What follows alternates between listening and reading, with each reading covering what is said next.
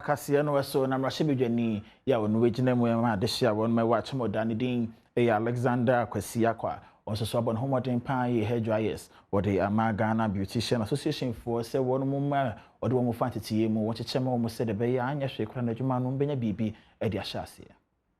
sana woto aba ama wo panyin na wo Akyem Oda no papa yi edito ne manfo enimu se woto aba ma na ade obere se betumpon eyensan no nyuma na panyin kopie mu ewo mrahye bidwafie wode wo se ayoya enei woni mabunu bia wakwakosua ensan no nyuma te setie ehia wakwakomo mo hairdressers na wo hwese sa hairdressers yi ebebo mo ewo wo nadwuma wa hyase eyemu ye gidi se kenne ai wo position we be fo se wo position ni kenne kwa se wo we no man nyama ye fi mi ama ho de wo position wo ni position that's one come na that's ye mpede dia a she boss e beto aso na yaye anunti na say o ye graduation na adaje ni pedi fo bon wa na na beka so ye ya sase e be ya beto aso na yaye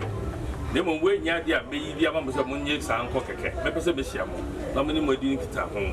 esa se bere sei no na ayaye nyemu adaje na ye di ho enkomo na yetimi ate enema bi ase adwumayefo a woye enipa ho nsiesie di a wo frɛ wo gaba ewo Akyem Oda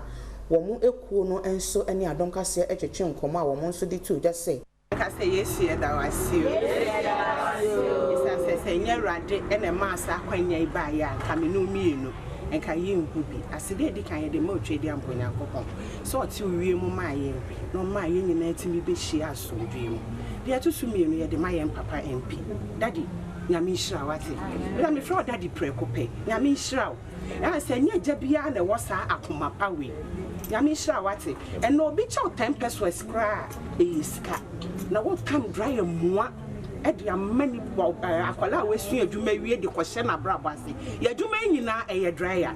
nyame nhyira baby bia we sika ne fi ye no onu nyame a oche mane so ni pampempem no onche na nso omma wa hoɔden ni nyansa na ɔde dum Solomon no omma woki empanifo amudi na chibaye